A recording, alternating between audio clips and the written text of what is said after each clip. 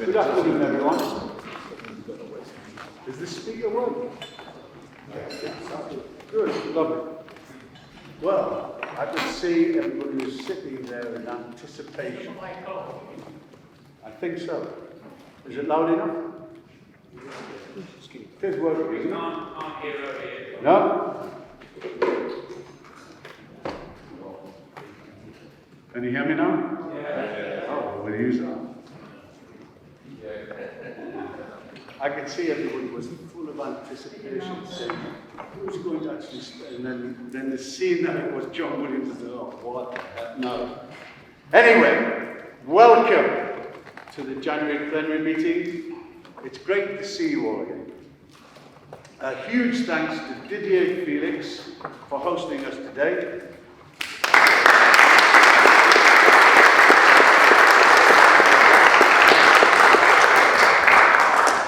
And thanks also to Peter Lowe, Berkman Wine Cellar, supplying the wines.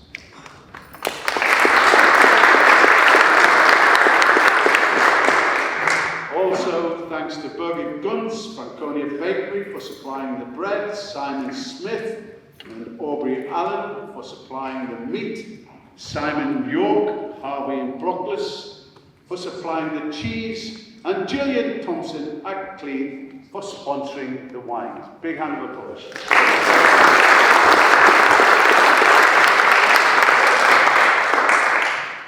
I would also like to welcome two new academicians who've joined us today.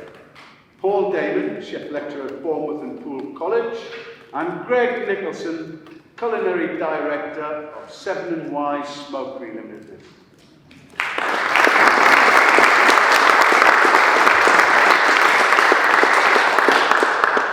Now, just for your information, this event is being filmed today to have it as a resource for members who, for whatever reason, have been unable to attend in person, but will benefit from your collective wisdom, and it will be available on our website.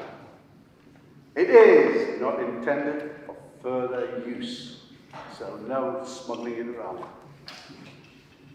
Okay, swiftly on to our associate speaker. Please may I welcome to the stage our featured associate member, Jennifer Wood, founder, director of Canton Tea, and Carri Hex, Canton training manager.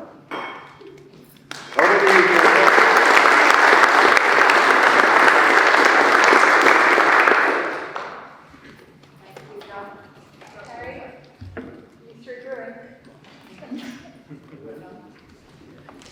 Hi, thank you everybody for allowing us to have a very short chat here today. For those of you who don't know me, which I think is probably at least 99% of you, my name is Jennifer Wood. I founded Canton 15 years ago, Canton Tea, and we started off very simply with deciding to have some high-grade teas from China, where we had associates, and from Taiwan. So a beautiful tea that we have been drinking for 20 years, we introduced into this country, having tasted it for a very long time and loved it, and we went straight to the farm because he was a great friend of ours. And when he'd been giving us his tea for many years, and when we asked if we could bring the tea in and start serving it, he said, the tea that you've been drinking has been the stuff that we reserve just for family members, the government, and very, very close associates. And it cost about $3,000 a kilo at source. So this meant that if we translated the tea that we've been enjoying for about 15 years, we have been serving that to our partners now, they'd be charging about £500 a pot of tea. Once you've bought it at that price at source, shipped it over. I mean, now we'd probably double that given what's happened with Chinese shipping and everything. But it was absolutely out of sight, the cost of this tea. And that was our introduction to how expensive this tea could be. So, we did actually get a tea like that 15 years ago. The same, it's called Palchong, it's from Taiwan. And what we did was have another grade. They have various grades. You had to decide very quickly how much you wanted, and then you could buy it as the season came out. And we brought it across. We started with half a dozen teas just for consumers. And soon afterwards, a few early adopters in trade came along, and they were people like Peter Street Nurseries, near where I live, which was very exciting. And we focused on the trade and consumer for about 10 years. Now, before I go on, the reason I'm a bit distracted is because you've got a pot of tea sitting in the middle of your table, and you have a tiny cup, a coffee cup. And I would like everybody just to taste some of this tea, which we brought today. It's called Helena Houghton. It's a Chinese tea from Phoenix Mountains, Guangdong Province, and it should have, it's called in English, Phoenix Honey Orchid. And it's a really good idea just to have a little sniff of it, and you will get a sense of, hopefully, orchid and honey from it. Go on, will you? You're good. You can come again. So this is just one tea that we're serving here today. So back to the story of the beginning, we had half a dozen teas. It grew to about 135 teas because we were serving everybody, consumers, trade. Everyone was asking for all sorts of different types of tea. And we just had way too many. So we then decided to reduce the number of teas. It became unmanageable, reduced the number of teas, focused on the trade, got it down to about 35 teas, and we're doing really well, focusing just on hotels, great restaurants who care about this sort of thing. And then a couple of years ago, it's going great, and we get COVID. So, no, we didn't actually ever get COVID, but I did. Okay, COVID happened. So overnight, everything stopped. We watched all our customers struggle. I don't need to talk to you guys about this. And the first thing we did was, there was a lot of talk about pivoting. Well, we certainly weren't pivoting. We were just scrambling, wondering what to do, where to go. So we went back to the consumer, who we had rather unceremoniously dropped a couple of years before, focusing on the trade. And many of them came back with great enthusiasm. So since then, during this time, we've stuck with the consumer. We have a slightly different branch of the business, dealing with them, and we're back focusing on trade again. So we're not going to abandon anyone anymore. Anyone who wants to stay in the house, but the opportunity now is that the consumer can buy a trade pack at a pretty hefty price. But if they want kilos, they can buy it. So, given all the trauma that has been going on, I think now we're just seeing it coming back into balance. November was an amazing month for Canton, and we thought we were through the worst, and obviously we're reflecting what's going on in the whole hospitality market. And then December kind of crashed again at the end.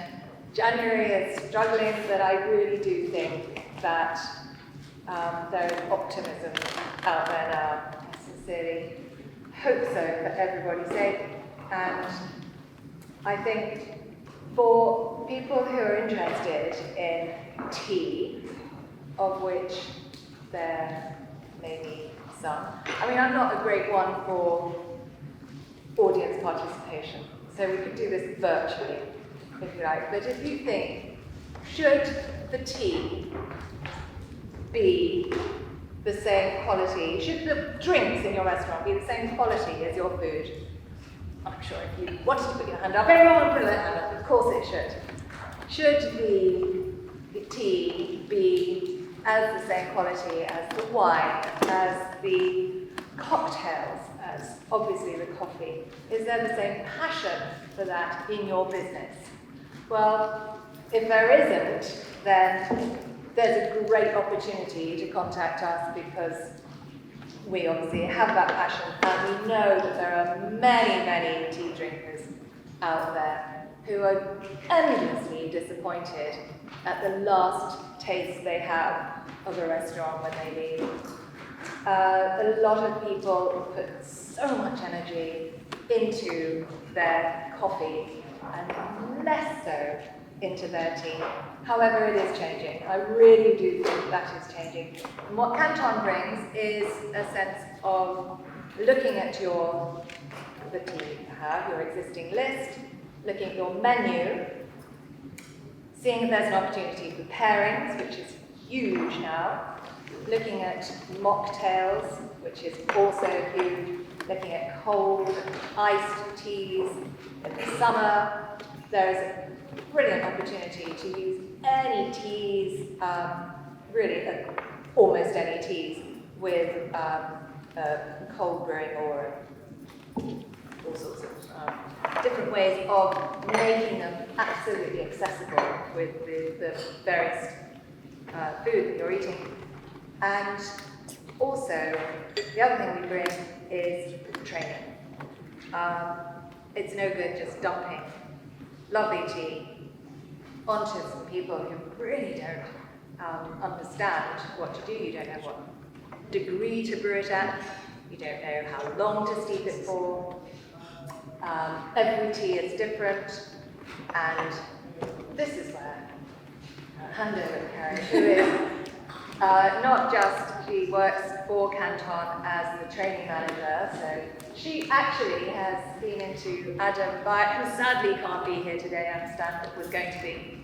She's been into Trinity a couple of times in the last couple of years, and done training with these guys, because they have Canton. We have people going into Mandarin Oriental a lot, who we supply, Bulgari, we supply, Corinthia, who I think some people might be there tomorrow. You will be drinking Canton tea there tomorrow. And I'll let Carri, who also is the tutor, at the UK Tea Academy, which is dedicated to training about tea. You know, it's no surprise there's a huge industry devoted to training about coffee, wine, why not tea? So that's what we started a few years ago. And I'll let Carri tell you a little bit more about much more space. I could talk about tea for a very, very long time, but I really won't.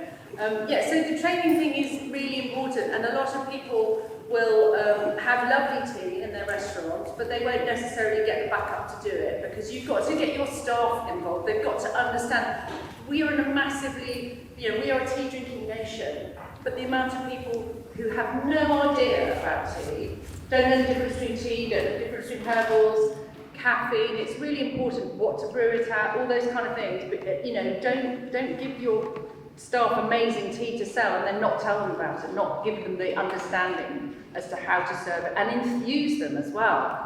When you get, there's always one person in my training who I can tell does not give a flying fruit about tea, and that's always the one I really, really want to get, and I usually get them. It's you just have to love it and know it and understand it.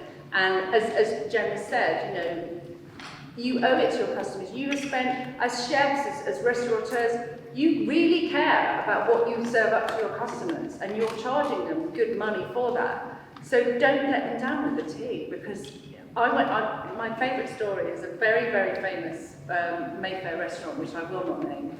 It was the hottest spot in town. I got in to see them, and they were all about sourcing, all about seasonality, all this, and it was wonderful. And I said, what about your tea? And he said, oh, I think I've got a bag of peachy tips at the back. And it was horrendous, so he now serves Canton tea. But yeah, it's you know, don't sort of, it's like the last thing on the menu and the last thing that people care about. But and we drink a lot of tea in this nation, but we drink quite a lot of bad tea in this nation. So, you know, let's just get drinking good tea, basically. And good tea, I just want to say, you know, what is good tea? It's not all that, you know, well, you guys, you may well want a good strong cup of peachy tips. Everybody does. Well, everyone wants a good strong English breakfast. Well, this is a good strong English breakfast. There are some loads of the wraps we have on tables there for you to take home. There's a stack more on the table. You can really. Well, there's in that lovely bowl over there. Go and have a lovely dip over there. Yeah, they've all got to go. So take them, give them away. But it's not what is good tea. It's all about obviously not just the taste, which is kind of its provenance and how it tastes. And buying direct from small farms means you have that whole short supply chain. That's what it's all about, building relationships, knowing where it all comes from. You've heard it all before many times, but we've been doing it for 15 years, and it's still true today as it was 15 years ago. And all we have to do now is sort out our packaging, which we are definitely doing, trying to eliminate plastic where possible. You have to have a barrier property when you have Earl Grey or these scented teas, otherwise everything evaporates. But it's coming. There are new materials and we're testing them all the time. There's a tin in the middle of each table as well, the Canton tea tin. So I would love you all to be, sort of wrestling over it, but there are bags in there as well. So please, I don't want to see a single Canton tea bag left here today. Just fill your pockets. Thank you very much indeed.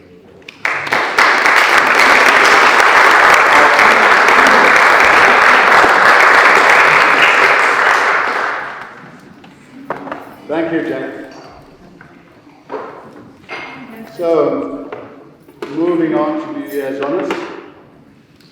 First and foremost, a huge congratulations to Academician Angela Hartnett and the Board of Governors, Robin Hudson, for being awarded OBEs in the New Year's honours list. Angela was recognised for her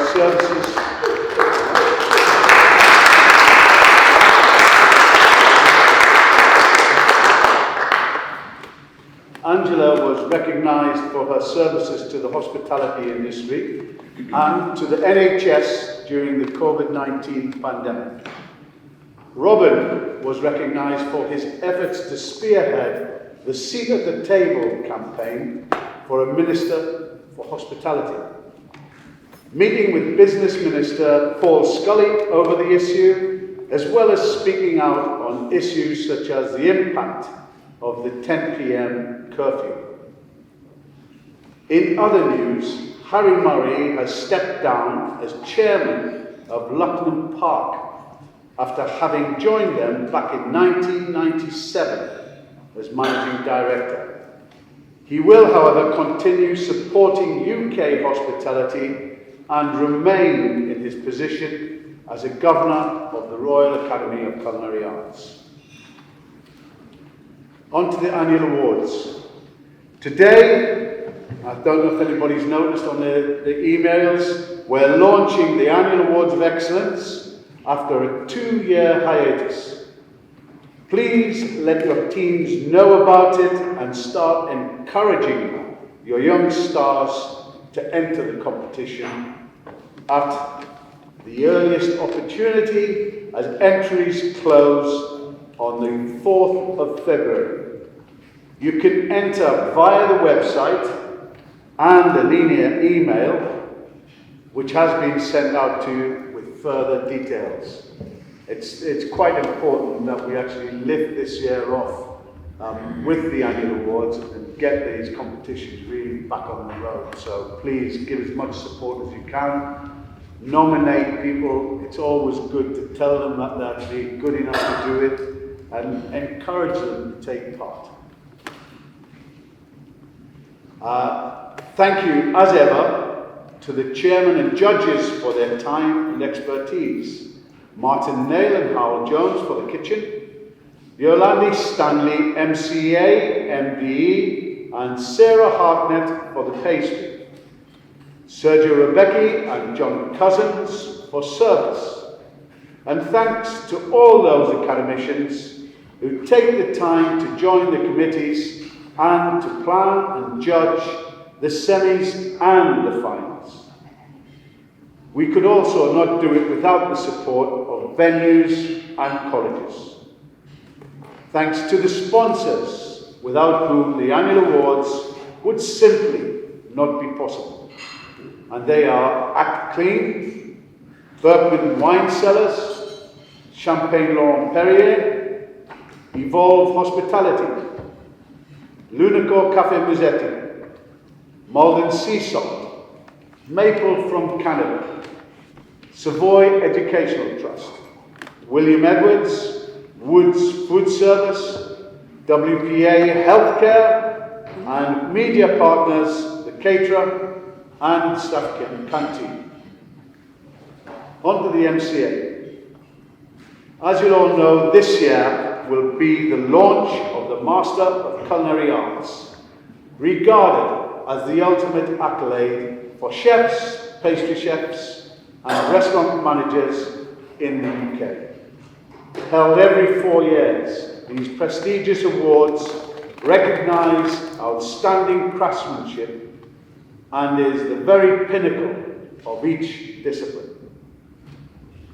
For me, a Master of Culinary Arts is a person who strives for perfection in their profession and has the grace and elegance to promote our craft to the next generation. If you or one of your colleagues is up for the challenge, then we would encourage you to enter on the 31st of January via our website.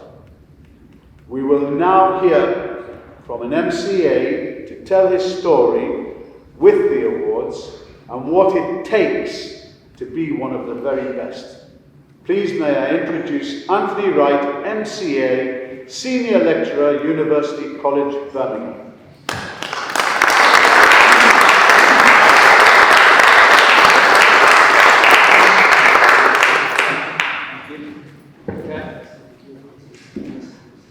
Can you hear me all right? Is that okay? Okay, so first of all, I'd like to say that it's a real pleasure to be with you all here today, and it's an honour. And my journey began many years ago when Bill Farnsworth, who we've travelled down with today, suggested that I should enter the Master of Culinary Arts. John, I believe, just mentioned you can only encourage, and I think that's so important because sometimes we all need a little bit of encouragement. Bill was the head of department at UCB, University College Birmingham at the time, and I confess that this first sparked my interest. However, as it only takes place every 4 years, it was put on the back burner just to simmer for a little while because, like I'm sure most people here, very busy with other things going on. But before I knew it, another 4 years had passed, and the next Master of Culinary Arts was upon us. This time I took more interest, and I did a little bit of research, and I discovered that the MCA, the equivalent, began in France in 1924, and it was then known as the Meilleur Ouvrier de France, and it showcased different professions, including carpenters, butchery, jewellery, and of course chefs and pastry chefs. It aims to evaluate the knowledge, dexterity, skills of modern and classical cooking techniques. The MCA's acknowledgement that a chef at the top of his game is a master craftsman reflected my own view, and it's a view that I try to install into the students from the outset of day one. I know many chefs that have said to me, I wish I'd done that. And I look back, and sadly the opportunity was gone, with regrets. However, I know some high-profile chefs also that had tried and failed. The Master of Culinary Arts requires many months, sometimes years even, of intense preparation. I had a good foundation of classical training. I'd worked alongside Nicola Dennis and Pierre Kaufman. I'd held a Michelin star at Mallory Court Hotel. And through my lecturing career, I had further developed my skill base. After a period of questioning, should I or shouldn't I submitted my entry, along with carefully calculated recipes and pictures of my platter and garnishes. I'd used the kitchen at University College Birmingham, and it was a creative opportunity to take my food in whatever direction I wanted. At this point, part of my mind was still saying, why on earth would you want to put yourself through this? Because you're so busy. How are you going to achieve it on top of all the other jobs that you're doing? However, and again, there's no guarantee. You might end up not achieving the standard and failing. This came in close proximity to my entry to the Bacchus door, the outcome of which was an immense source of frustration. This further compounded my dilemma because, again, should I, shouldn't I, and you have this sort of thing. However, there was another part of me that was driving me on, unwilling to live with the thought of looking back and always wondering, I wonder, what if? So, even having embarked on the journey, I constantly questioned whether I was doing the right thing. I began to put my menu together and started with what, in my opinion, is the most important factor. What was that? Taste. Taste and flavour. That was where I began, completely focusing on that. I started writing down flavour combinations. The main course of the final was partridge, and I racked my brains for something creative. However, I firmly believe the best way to cook it was gently, on the bone, preserve moisture and natural flavour, rather than turn it into something you don't know what it was. I didn't want to bone it, dice it, mousse it, roll it, tie it, wrap it. I just wanted to keep it as partridge so it was recognisable. However, I would like to say that there was great complexity that went with this, within the garnishes and the other accompaniments, the petivier, etc. When another MCA participant asked me what I was doing, and this is someone who I respect very greatly, he said, "What are you doing with the partridge?" I told him what I was going to do. He said that was what he wanted to do, but in his words, he wasn't brave enough to do it due to its simplicity, that one component. This actually confirmed in my mind that I was doing the right thing. Because he wanted to do it, I wanted to do it. It's the best way, in my opinion. This is only mine. And I was convinced that I should follow my heart and carry on that. Anyway, the day came along and things went well. I was really happy, delighted with my dishes, and I was equally delighted to receive my award from Michelle Roux, someone who I've always held in very high esteem, and as I look back, I'm immensely grateful for what I believe was a God-given opportunity. I would like to mention at this stage that you really need the support of others if you're going to do this. I was very fortunate to have the full support of University College Birmingham. I also had a great commis chef. He was a student at UCB. His name was Jack. He was level-headed and smart, which I needed. There was one point where I made a mistake. I tried something different on the day. I shouldn't have done it. And he said, don't panic, Chef, you'll be all right. It was very limited what he was allowed to do to help, but just having someone, the right person there, was great. I was able to use the facilities of the weekend and have run-throughs with a kitchen assistant, and this, I believe, paid off, as I think UCB is the only educational establishment with a Master of Culinary Arts lecturer, as far as I know, but forgive me if I'm wrong. So I'm going to wrap it up to conclusion now, but I would like to say that being a Master of Culinary Arts carries with it a responsibility for the profession that I'm so passionate about. In particular, sharing those skills with the next generation. To any future candidates who are thinking of having a go, I would just like to say to them, number one, taste and flavour. Number two, presentation, scale and size is so important. And pay particular attention to your garnishes, especially the scale and the size. Number three, commitment. It's really no good having a half-hearted attempt. You need to commit everything or you will fail. And practice. Practice is so very important. And finally, why should anyone consider attempting the MCA? Nearly finally. Okay. Well, I can't tell you how highly I value it. It's very, very precious to me. It's the highest accolade for a craftsman. It stays with you for life, and you become a lifelong ambassador. For me, it was like finding the completing piece of a jigsaw. And on a lighter note, I remember being at a meeting where two MCAs were debating who was the youngest ever to achieve this. And it was at that meeting that when it occurred to me that I think I'm the eldest person to ever achieve this. And that's something that I'm very proud of, actually. And now I would like to conclude by saying thank you for listening to me. And yeah, that's it. If there were any questions, I'd be happy to take them, but we might not have time, so I'll leave that.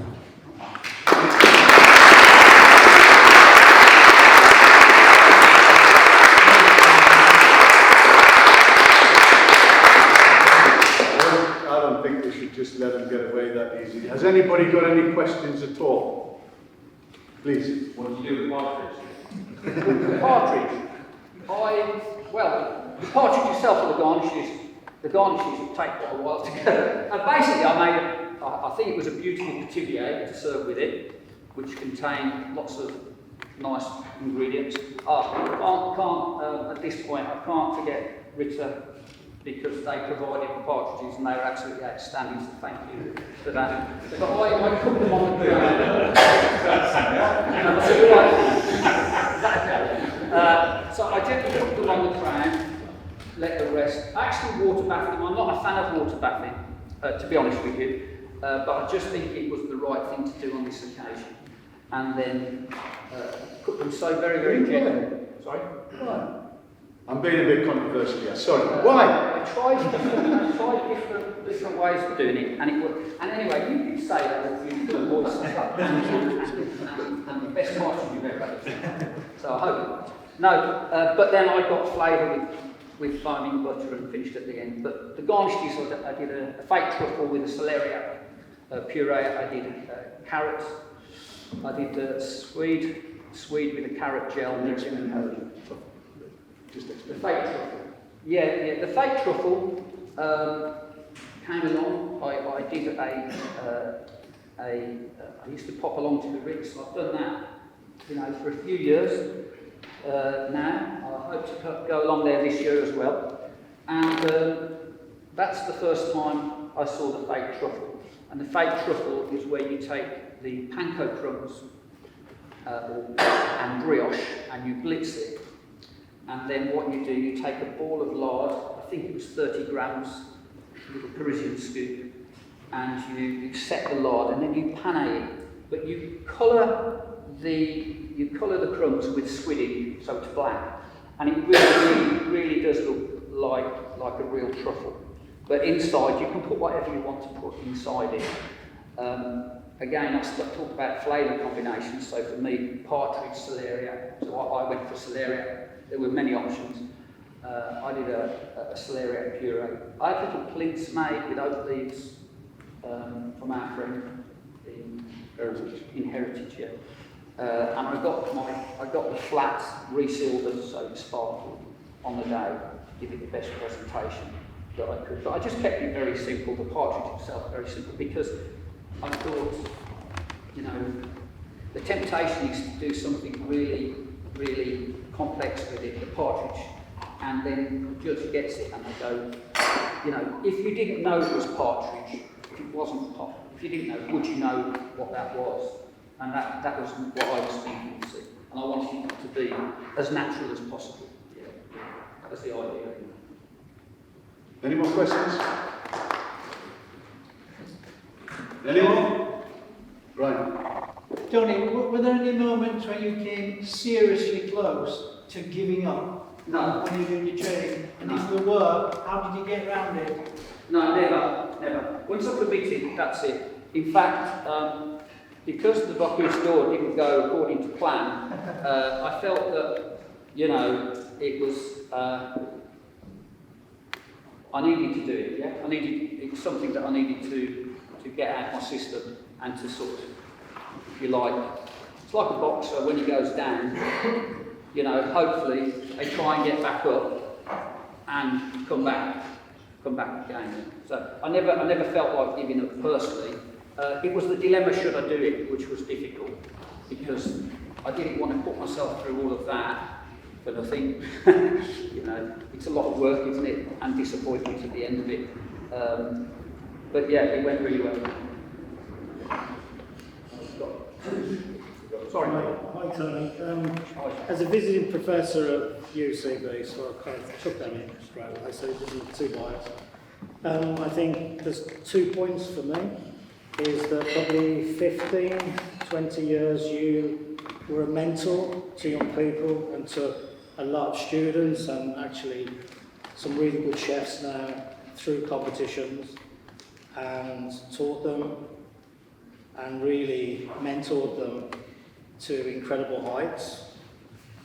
And the fallacy being for me that the criticism over the last, well not so much recently, but over the years of lecturers not being up to the standard that the industry would perceive is completely shown by your dedication, and I've seen your work, and I've seen you working in the Bocuse kitchen, for example, in there with some incredible chefs, and I think it should be applauded for what you achieved. You are such a humble man, and you're a great example, and it just shows it doesn't matter what age we get to. It's that we can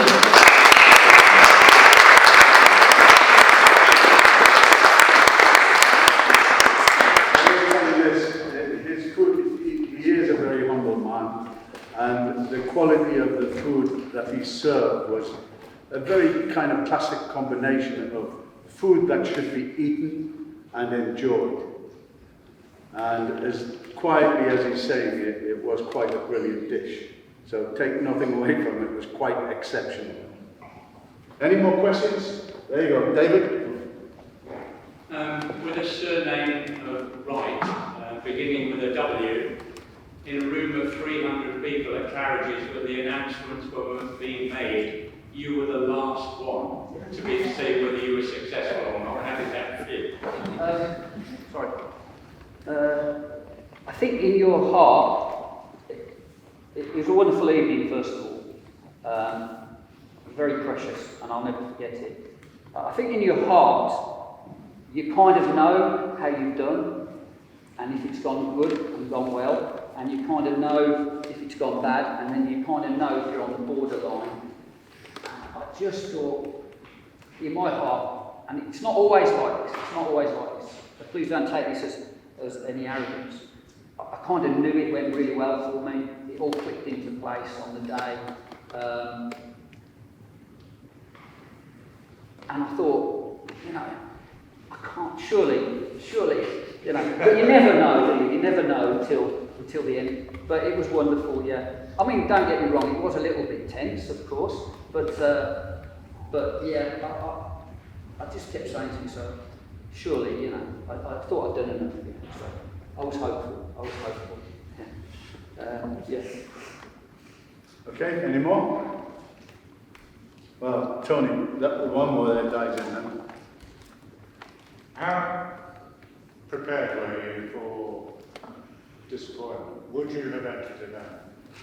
You hear lots of people are repeat offenders. Yeah, no, I wouldn't have done it again. No. I'd probably never have done it at all, in one way, but things happen in your life, and the time was right. The time was right then, and I was ready for it then. When I say I probably wouldn't have done it, it's something, of course, I wouldn't always want to do, but the moment was right for me. I think that's the big thing there. The moment was right. I think many years ago, I wouldn't have had the understanding of, you can be a very, very good chef, a top-class chef, but you also need to understand what the judges are looking for, in particular with the scale and size of the garnishes. I think I'd be too old to do it this time. But you're never too old, though. No, I'll say. Okay, then, thanks very much, Andy.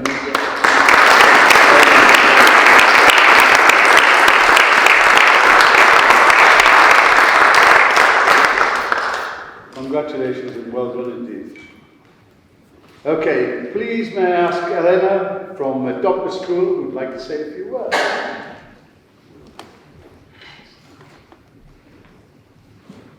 Thanks, John. Happy New Year, everyone. Just a quick update to report that a Doctor School had a really successful start to the school year from September, with a 22% increase compared to the same period in 2019, in terms of sessions delivered in schools, on farms and in hospitals. And we see no sign of that slowing down despite recent uncertainty, with schools as keen as ever to receive hands-on interactive sessions delivered by our Doctor School team and amazing brigade of volunteers. Thank you to everyone who volunteers their time to a Doctor School, some who are here today. We're thrilled that thanks to funding from the Table Talk Foundation and Daniel Wade, who's over there, we have recently recruited RACA member and fellow John McManus. John, stand up and wave.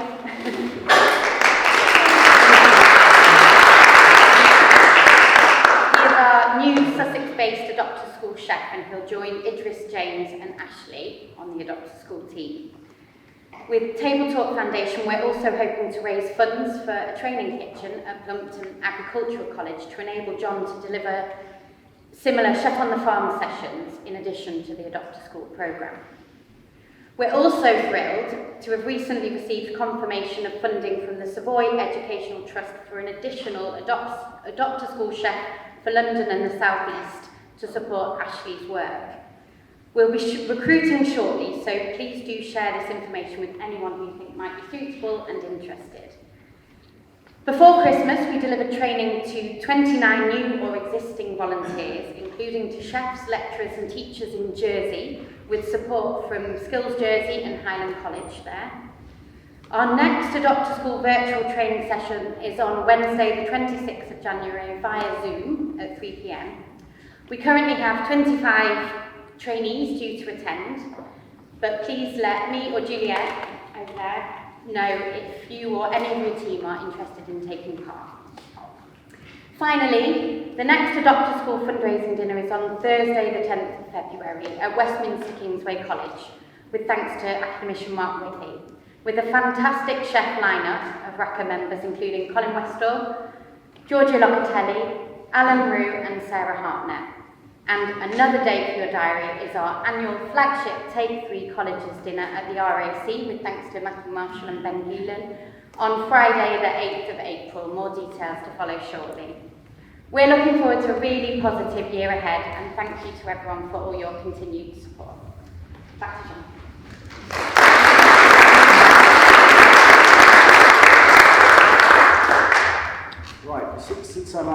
can all hear me. I'd like to wish you all a very happy new year. I'd also like to let you know that we have now moved our offices. So we were in Clapham, we've now moved to the very top floor of Westminster Kingsway College. So you're most welcome to drop by and see us once we've finished unpacking. It's a bit of an ongoing struggle at the moment. We'll get there shortly. It's wonderful to have so many of you here today. It's been a terrible time, and the industry has obviously suffered hugely, without a doubt. But perhaps it's the time where we shouldn't necessarily reinvent the wheel. We can share best practice and find a way through the staffing crisis that has threatened the industry and has been consuming our time day and night really to find a way through this. So last time we gathered together back in September, which was really our first face-to-face since the start of the COVID crisis, we discussed the staffing shortage. And the discussion was started by Ed Vokes and his team from Evolve, who outlined what they were hearing from candidates and how they saw the market developing.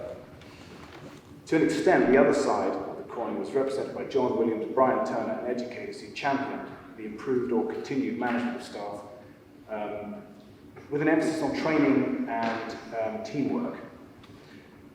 Today, in the wonderful surroundings of the City of London Club, thanks again, Didier, we have Carri here from Evolve. Oh, sorry, there you are, okay, who will continue that theme, and also with Simon, who will be on the same sort of song sheet, I imagine. And that'll give us a view from the world of recruiting. But after that, once they've gone back to that theme, we'll open the floor, and hopefully we'll get some input from other people, chefs, proprietors, and other industry professionals who can join us with their comments as well, okay? So perhaps, Simon, do you want to start? What's the angle you want to start with? Well, really, originally the idea was that we would have some words from the recruiting world, but also that we'd get in some people who've got some other ideas. It's kind of an open floor. So I suppose would you say you've already covered what you needed to cover the last time? As I said last time, just around this way of discussing lunch day and where it is now. First week back of January, I would say, of where recruitment and the industry is. For me, there's a few people now starting to rehire, because as we know, with government and industry, people were forced to shut some boutique hotels and independent operators around from sort of mid-December, late December, and they've given their staff a break now until the middle of this week. We're talking about some people open. From what I do, I've called a lot of people I was speaking to before Christmas, and thinking that now might be the time to reinvigorate. And a lot of people from who were applying for jobs or looking for jobs in December decided to stay with their current employers. I think because of the turnaround and where things have stabilised a bit more with where life is and what operators are now starting to deliver. There's still a big gap in the junior side of the market. Which we discussed at the last meeting, and open the floor for the operators here to find out how they are recruiting at more junior and entry level. So yeah, open the floor and discuss the way. So some form of consolidation is happening. Yeah, I think well, it's so difficult because, as you know, as an industry as well as a country, we've pulled from pillar to post over the last 6 to 18 months. It's just interesting because I spoke to a couple of people after the last meeting and said, do you think we'll push forward to recruit and try and fill those gaps, and there will be a nice December flourish because it seems the country and the industry is getting back on its feet. Then all of a sudden, with Omicron and what's happened, lots of brigades as well as frontline houses have been ripped apart because people were testing positive and going into different demographics, and then from other clients and friends, the votes were getting cancelled, people weren't going out. We know from the city of London where we are today, as well as the West End, people were staying away in many trades, as well as not going out as much because they wanted to protect a family Christmas or whatever they were doing. So yeah, where it's at now is anybody's guess, but I think, as I said, speaking to some of the people who are sort of angling for a move before Christmas and after Christmas, which is, notoriously a bad time. It's like buying hamburgers. There's never a good time. It's like opening restaurants. You do it if you don't do it, depending on seasonal stuff. I think, having spoken to different operators as well as, you know, people looking for jobs. A certain amount of people have taken a more sensible view rather than jumping ship or looking for something better on the other side of the fence, should we say, in certain demographics of the industry. But there is still very much a gluttony discussing those of us around this table who've been out for nice times. You know, service stands at the junior level or seeing entry-level gaps in the market is still a major issue of where we're coming from colleges or recruitment or that perspective. You see the same thing? Yeah, exactly. I mean, exactly the same thing. I mean, from really following on from the talk we gave in September, we saw the market really start to grow. September, October, companies, certainly a lot of the big catering companies, the bigger organisations, the members club sector are all starting to rehire, and then bang, it all flattened. What we also saw was candidates pulling out of interviews, withdrawing from jobs, saying they had a fear that we were going to go into another lockdown, and if they then moved, they would lose any chance of furlough, and we had a number of people pull out of interviews. But the overall feeling, I've sort of been speaking to a number of people here today, I'm very positive on things now. I think we are coming to the end of this. I think end of January to February, we really will have seen the worst of it over. I think companies will now, from everything we're being given in the last couple of weeks, is the big city companies will be returning to offices, a number of them from March. And the contract catering market will grow, the venues will continue to grow.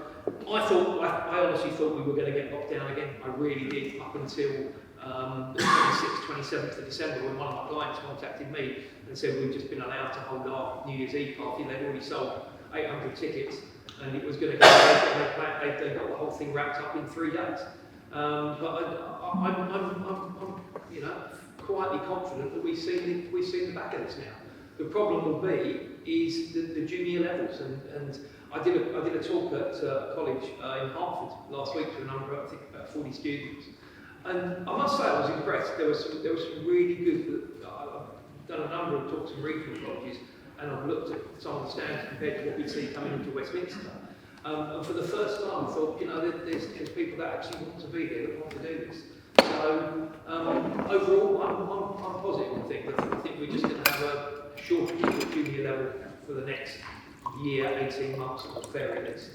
And is that reflected in the operators or educators at that junior level? Wants to?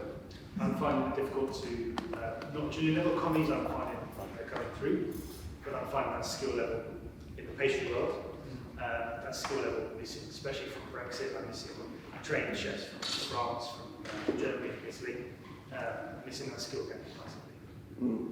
I mean, I think for us, it's been very strange for us because obviously we're out in the sticks and people seem to be a lot more relaxed when they're out in you know, a bit further outside London. So our covers have been really high, but with the whole Christmas, what's it called, stealth lockdown that we've had obviously had a lot of our middle tier chefs dropping out. I mean, at one point we had about 8 chefs in every kitchen mid-range out with COVID over the Christmas period, but with no sort of drop in bookings. So our top tier obviously had to cover that whole thing. But the encouraging thing that we have seen, going back to what you guys are saying, is that within the apprenticeship sort of sector that we have across the whole group, there's been an absolute record amount of people applying for jobs, and I think that's massively encouraging. The hardest thing that we're finding across the whole sort of group at the moment is trying to sort of plug the holes of people going off sick at a sort of moment's notice, as well as trying to facilitate the amount of business that we've got coming in. So it's quite a big sort of jigsaw puzzle at the moment, and we don't see so many people coming in externally, but we're doing a massive drive on staff retention to try and make sure that anybody who's gone through that whole sort of Christmas period and now starts to get itchy feet, we try to sort of keep them in. But I would say what you were saying about the whole leaving and then potential lockdown thing is we've definitely not seen the massive exodus that you tend to see in January after Christmas, which tends to happen quite a bit. So to an extent, I suppose, if you take COVID from it, there is a certain amount of positivity out for the future. And I think that a lot of people that have been with us for the whole sort of lockdown period didn't make any redundancies throughout time. They also feel there's a certain amount of dedication and thanks for that throughout, you know, that whole period. I think a lot of chefs who have worked hard and been looked after and not sort of lost their job feel that they have, not have to, but feel a certain responsibility to give back a little bit. And we're definitely finding that there's not as much sort of itchy feet going on as there probably would be had that not happened. Good to hear. Simon, sorry. Yeah, no, just on that one, and to highlight a couple of things, it's about supplier and cliche terms, horrible buzzwords that keep buzzing around, but he's finding now, as the big is in various other companies, if they've looked after their staff, and I don't mean there, it's a horrible phrase, but if decent hospitality companies, we talked about it last time, we had a few sherries. It's important that, you know, culture now, rather than just being culture in an office, or culture in a head office, right from, you know, shop floor, waiter station, commie station, larders, pastry, if the culture is right, people are like, actually, this isn't so bad. And I think, as we've talked about, Brian, and many other meetings, the sort of settling of people now enjoying it more, and yes, it is a career, and it can be, but on the flip side, like everything in life, you get those bad people that have not been looked after, that are now rebelling, going, well, I'm not touching the industry ever again. And from a medium part of the industry, there's a lot of people from those companies that are like, you know, got to a semi-good level of both front of house and back of house. They're like, I'm done with this industry. And likewise, something I've spoken to because I've done this far too long, and I want to make it aware. And it's not a nasty industry, it's a nasty thing to talk about. But aging people in this industry of a certain ilk and background are now getting overlooked for jobs because they were let go at the start of lockdown, and you know, redundancy or end of the road or whatever. It's not talked about enough, you know, with the mental health and all sorts of things. There is I'm seeing a lot of applicants for certain good roles, maybe at Williams MBE, but they're getting overlooked if you're not having a conversation with the right people from the right background, because they're desperate for a job, because they've been let go, and now it's where to go to, because they were cooking a certain type of food or in a certain type of hotel or whatever environment. They've had some time away as well. But you know, we can't forget those people because they've been out the stoves and out in the offices and running the floors for 20, 30 years. And it is, you know, horrible again, cliche, but the football anecdote, it's a short career or it's a high pressure career. I think that also needs, in the next few months, especially from a broader Canton Arts profile, a bit of a look at of help and support and situation discussion, whatever, because there are other avenues out there, and as I said, I've seen adverts, you know, again, we've just had a beautiful conversation about MCAs and lecturing and different people, different environments. Now is the chance for the youth coming in, if we can stabilise and re-educate or redeploy, the horrible phrase again, redeploy the skill set to nurture and pass through. But you have to make lecturing relevant and also a career path that's well paid as well as industry is. Yeah. And also, you know, I think it's so important. People who teach our next generation are as enthusiastic and in touch with that. Then it's getting those people in. There's so many different parts to that process. Yeah. The thesis, you know, the practice being taught, the relevance, you know, all that sort of stuff. But as someone just said over there, you know, different ilks and backgrounds, if those skill sets can be absorbed and changed, rather than the dreaded sound people react and it does relate, it is relevant and it can be redone. I'll follow on from that as well. You know, certainly in Westminster, they're up to date on what they do, what they're teaching. A number of the colleges and institutions out of London are teaching courses that are outdated compared to what people are coming into industry to be able to do. I think COVID has emphasised the problem that's always been there. Yeah. You know, we always had a problem with staffing within our industry. 100%. Whether it be kitchen or front of house. We've had staff that we've lost through Brexit as well as COVID. And we've got our duty occurred in terms of staff welfare and staff retention, which has been a problem since I started in the industry. And I don't think it's anything new. It's just been highlighted even more because of the situation we're in.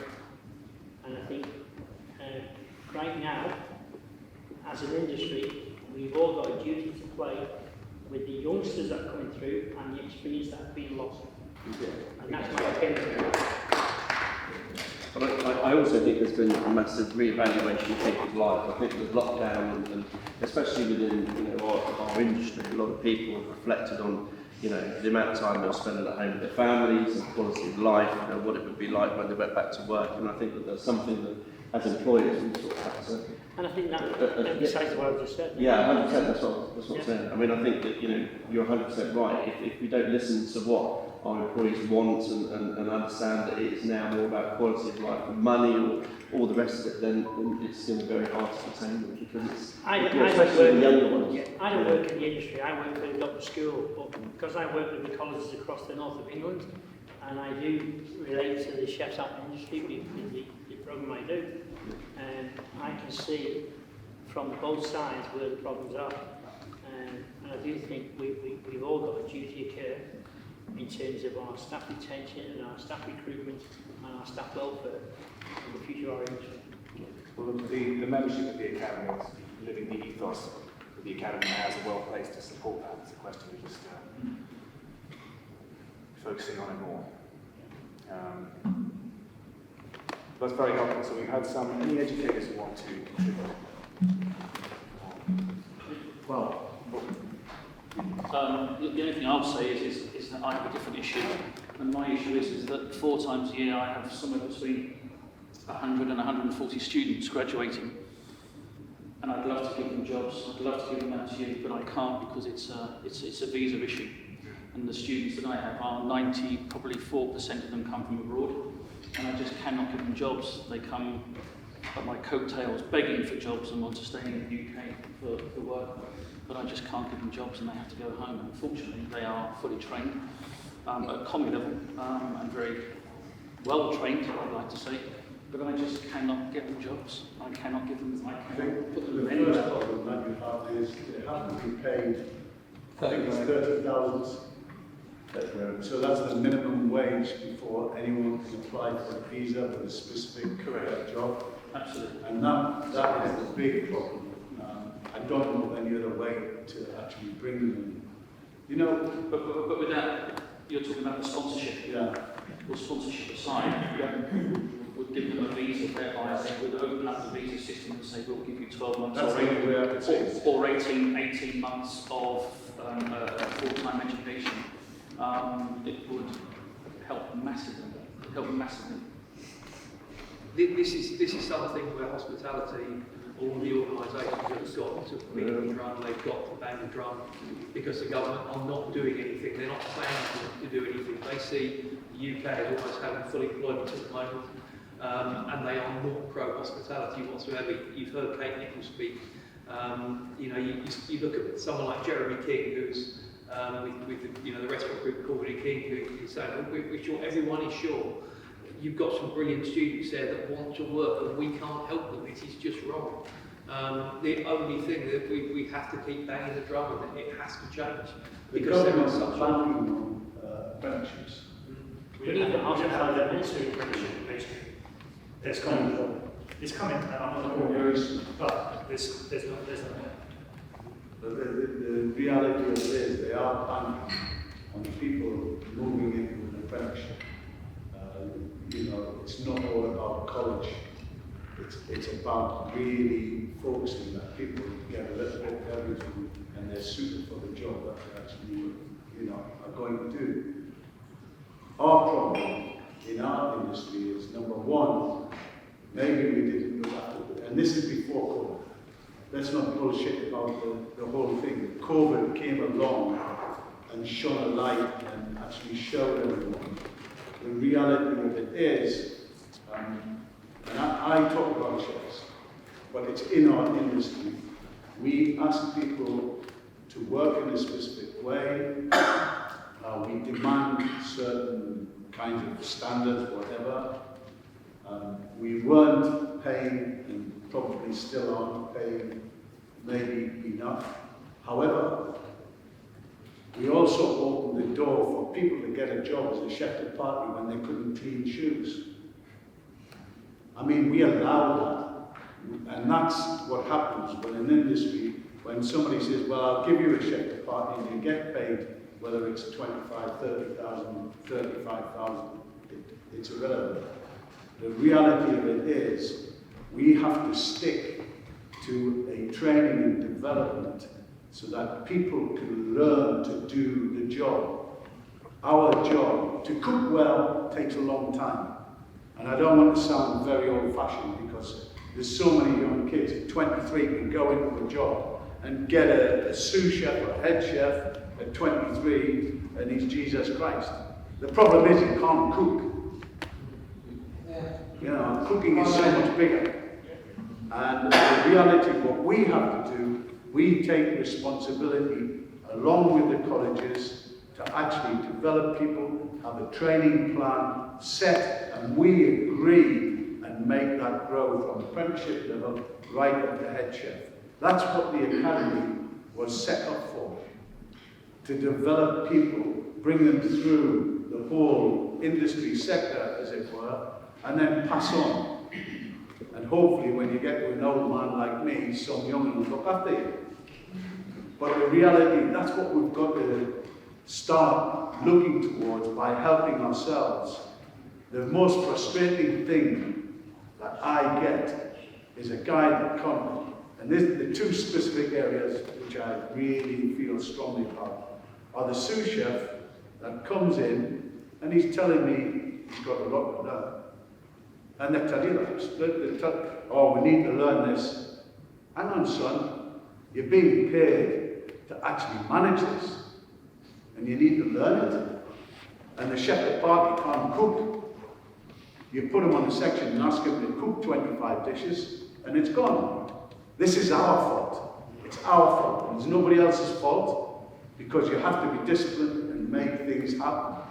And it's things like, you know, we have annual awards of excellence. We've got our apprenticeship scheme. We have even the gold scholar in between. You know, we have the MCA. But it's how we actually talk to people, make them grow, and, you know, try to nail them down a little bit to get the right training.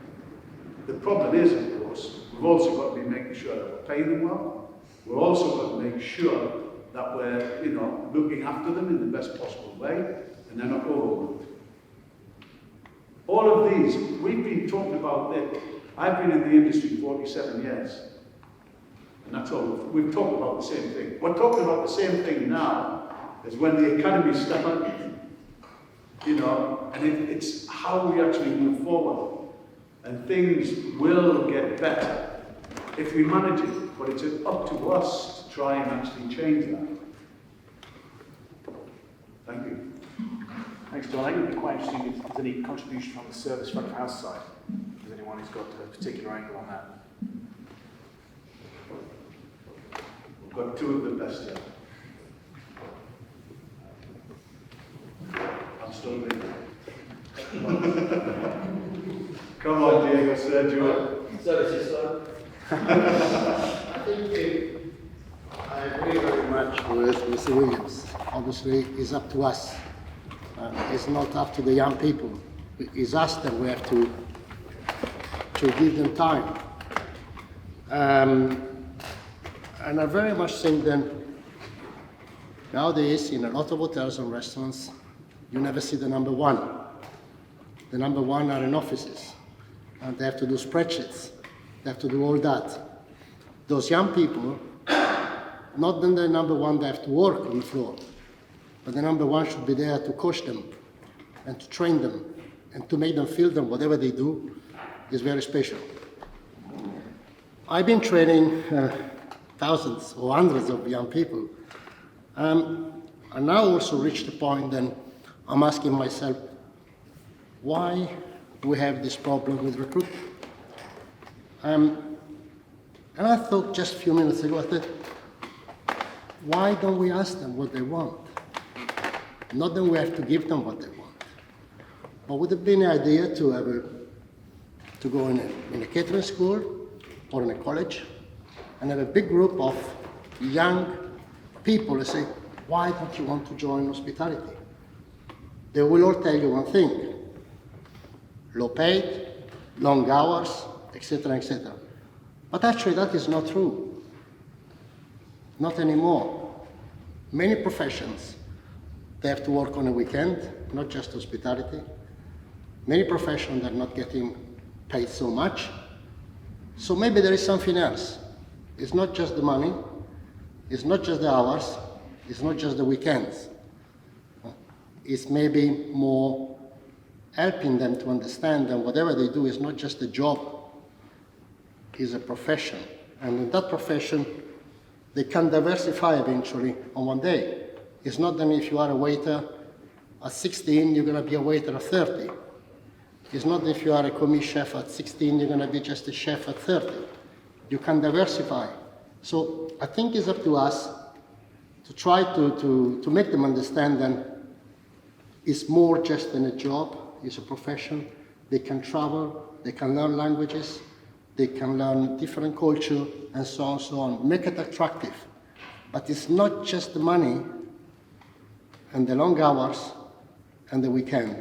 It's more than we have to give them. Yeah, thanks. Pleasure. I think that COVID, the situation has been a blessing in many ways, because if we are honest with ourselves, we have become complacent. I think certainly in front of ours, we have employed a lot of people to do the lowest rank of job, commis waiters and so on, knowing that this was labour that came to the UK mostly to learn the language, and we employed them because they carried out a function for us that was needed. But I don't suppose we invested enough time in them as people to make them grow. Some people love the industry, they love hospitality and stayed and progressed, but the great majority sort of went back to doing whatever. And we perpetuated the situation for years and years to come. I mean, there are a lot of things that need to be resolved. For example, do we really need service charge in a restaurant anymore? I mean, I find this embarrassing that somebody has to go to work and be a professional and be good at this job, but yet has to rely on service charge. What is this? People want a salary. I don't agree that our job is not very popular because of the unsocial hours, because of the long hours, because of weekends. I think this is a myth. I mean, doctors, nurses, bus drivers, taxi, so many professions work weekends, work nights, so what? It's a job. But I suppose that when you're a parent and you have a child who wants to enter the industry, you know, you want to, and you know, I do accept and I understand that the industry is not number one in parents' choice. But if your son or daughter wants to join hospitality, what you want to do as a parent is to see, as John said earlier on, there has to be a pattern. There has to be a care that you're entrusting this young person and that you're going to grow this person, you're going to train this person.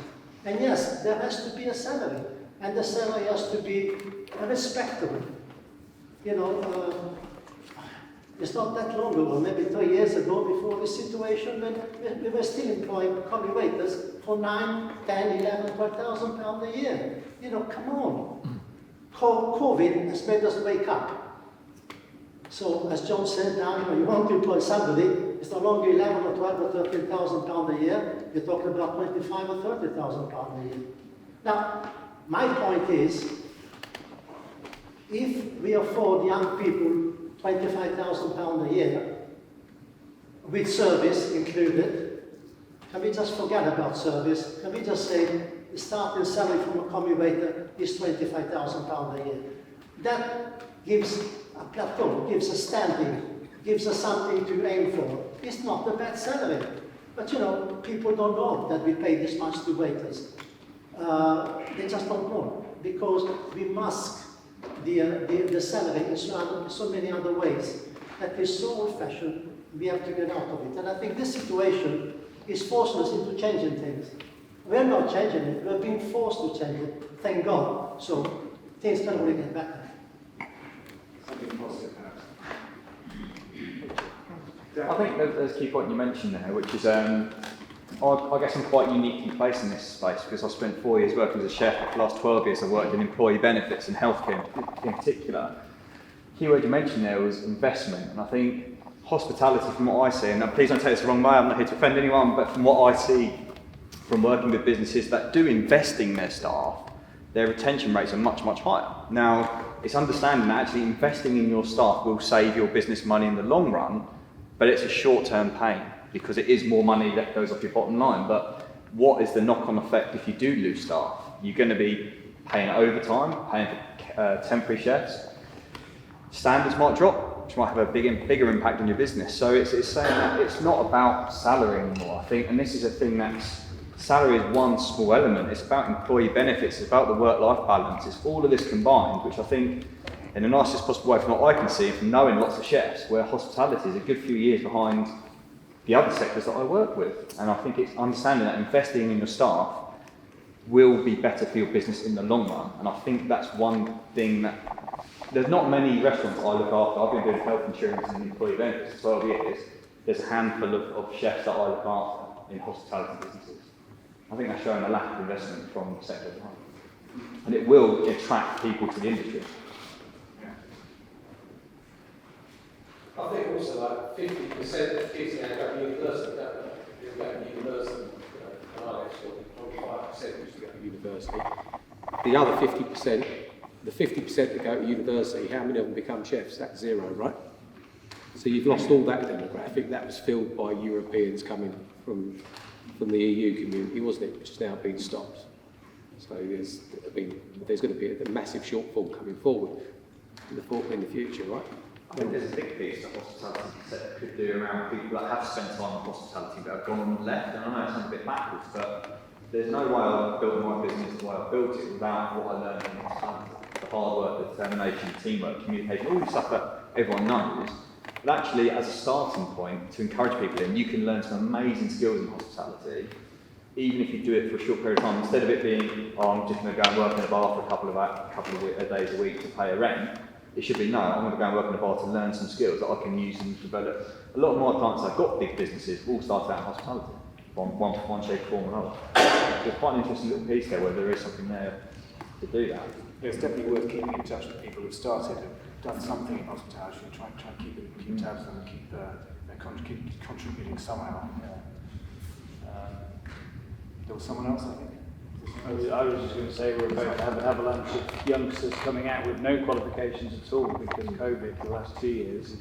A lot of kids didn't get on with education at all, and so you've got about 379,000 kids coming out of school that may or may not have any qualifications, never mind the gumption to work from the bottom upwards, and we've got to do something for those kids as well. I think the Academy needs to have a thought leadership kind of view on how we're going to inspire kids that are uninspired.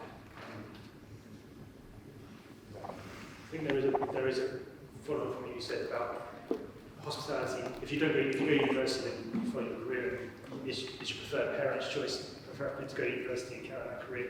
Whereas hospitality always seems to be a choice where I didn't do very well at school, I didn't get on with an academic point of view, so maybe there's a place for me in the kitchen. And that's what I love about hospitality. There is a place. There's a home for anyone and everyone, but it shouldn't be a choice for someone who didn't do very well in English, who didn't do well in maths, because those skills are still needed in the kitchen, maybe less so than in an office. But I think we need to build the option of joy in hospitality not as a last resort or a choice for someone who maybe couldn't do something else, that it should be a choice for the first choice. For sure, we've got a lot of work to do. Yeah, especially in schools. People have achieved something extraordinary. Yes. I mean, people in the struggle have more, I'm sure we know that. It's a heck of an industry to be in, a huge opportunity. I think, the Academy is definitely moving forward in terms of what we do on social media and obviously demonstrating that it's an exciting industry to work in. And I think we have to think that's what we're going against now. The youngsters are coming through. They spend most of their time on social media, Instagram, and they're influenced by what they see on these websites, Instagram and what have you. And obviously there is they're attracted to glamour, and obviously we've never been a glamorous industry per se, but I think there are elements of what we do that could be attractive. I mean, it's a very social industry to work in, so that needs to be, highlighted obviously you get to meet great people, you can get to travel. So I think there needs to be more emphasis on that. And obviously now that, you know, pay is also coming up and, you know, can compete with other industries, that's hugely important. And I think also the life-work balance with hours, that's what I hear a lot of the time. Don't forget, I mean, a lot of the time when you start out, it's very physical. So if you're having to do more than 8 hours on a shift, you finish that shift and you feel exhausted. You don't have energy to go out and do anything after that. So I think, you know, that's something that needs to be also beared in mind. But I think social media, you know, getting out there, showing people there is a, you know, career out there in the industry and that it can compete with other industries. The point you make there is a critical one, I think. When people get to that first stage and they're going through getting their first bits of knowledge in, getting their muscle memory, just doing tasks that can be hard work and repetitive and so on. But that's probably where we need to do more mentoring and getting closer to the people who are at the early stage in their careers and supporting them, because otherwise they'll be not progressing on and they'll just be leaving that, it'll be a waste of time, which is what we need to avoid. The thing is, what we've got to remember also is that in the last 30 years, you know, 30 years ago, people went out to eat 1 day a week. You know, now, people are at the moment are having 3 takeaways a week since COVID. People are eating out 4 or 5 times. I take my godson out 3 or 4 times a month. You know, when I was his age, I'd never even eaten out. It's much, we think we're short of staff. It's not that, it's just the growth is incredible and it's impossible to keep up. There's loads of people coming in. If you look at 30 years ago, you didn't see it. You know, Galloping Gourmet was on the telly. Now everything's food, isn't it? There's so many food shows on. That's because everyone wants. You know, there's a lot of will for the industry, isn't there? But we're being outpaced by it. Yeah, the kids are they're meeting up now. They're not meeting in parks like they used to. They meet up in your pizzas for the buffet lunch and meeting in Nando's and stuff like that. They're dining out. So younger age now. Right? They used to eating out in the food places at a younger age compared to what we do. And you might think, yeah, Pizza Hut and Nando's is not what we're about, but they used to dining out and spending money. So, yeah, at a younger age compared to what we do. Commissioner, I think what you said earlier on was absolutely spot on. That the business has grown so much bigger than the workforce has grown. Consequently, you don't need to be a genius to work out that we don't have enough people to fill the positions that we want. However, our situation as the Royal Academy is to come up with some kind of solution in our own areas and then grow it out to the whole of the country at the end of the day. So the question is, what we're going to do about it? As I think it was John said earlier on, 40 years ago, 50 years ago, we had the same problems. We talked about them then, we're still talking about them. Now we need to get some action and some results. So what is everybody around here going to do in their little corner? When they find a way of speaking to schools, speaking to colleges, speaking to young apprentices, going in and doing an hour with different people every now and then, not every week necessarily, whatever suits. When you find something where you're starting to get a result, tell everybody else about it, spread the word, as has been said on so many occasions. It's a bloody good industry to work in. There are lots of positive factors. We just have to reap the benefits, and at the moment, it's not going to be easy. But then again, life's not easy, and sitting in the middle of the city of London, most of us with suits and ties on and nicely dressed and had a good meal, we're at the right end of the scale. We've done all right. We've enjoyed ourselves. Now we've just got to pass on that message to young people. If you don't want to listen, make them bloody well listen. Convince them. Tell them about the adventures that you've had, where you've been, the people you've met, the people you've served, and get the whole thing just wound up. But when you get them, once you've recruited them, you've got to retain them. And that means looking after them with some kind of love, care and attention. I think you're probably right. It isn't necessarily just the money that it's all about, but that does help us. But it's making people feel that they're wanted and that they can work with you, and they can see where you've been, what you've done, and they can follow suit. I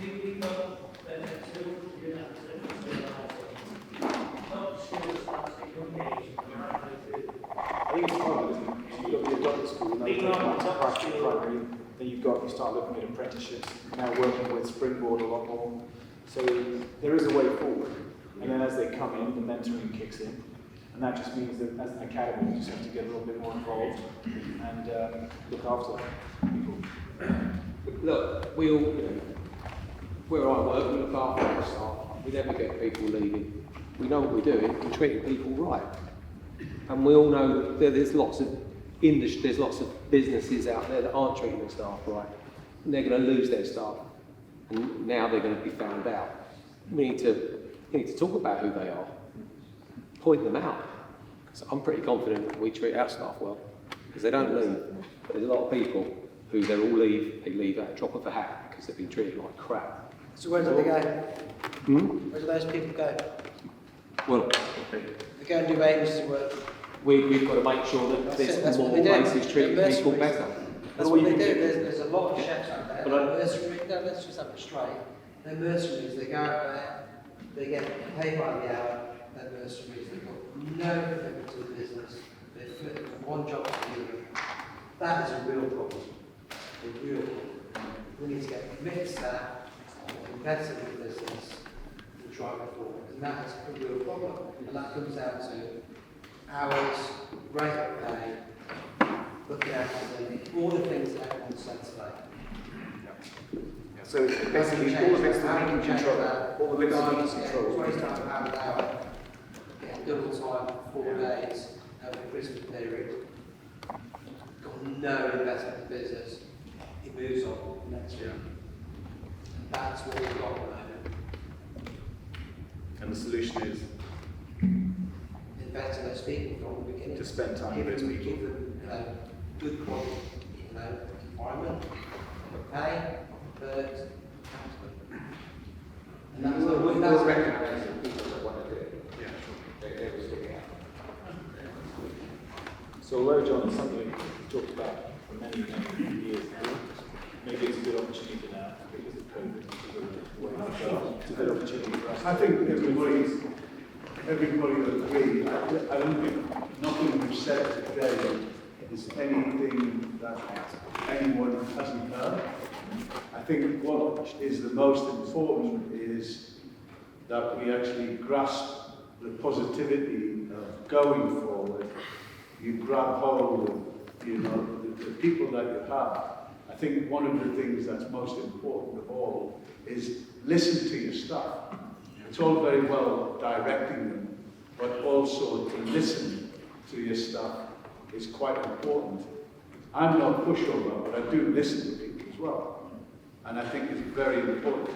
You get more from listening than you do from telling.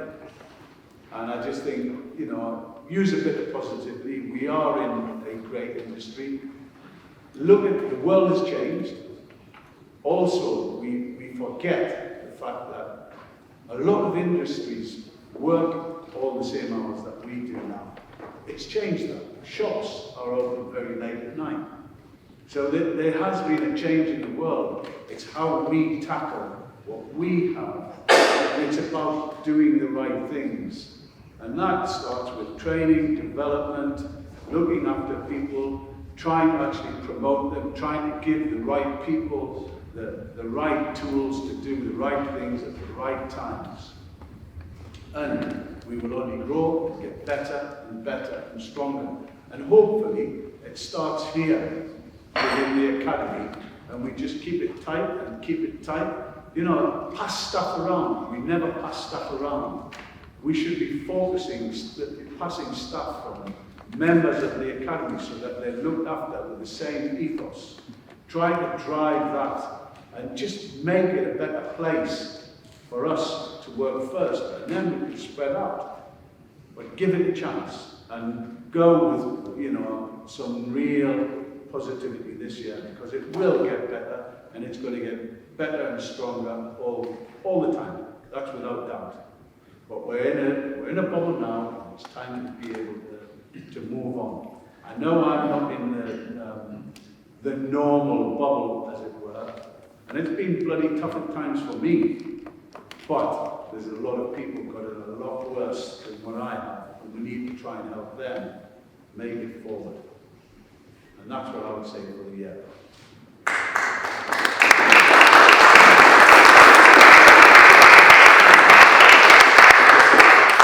I'd like to say thanks very much to Simon for kicking it off so expertly and everyone else for their contributions. Thanks very much.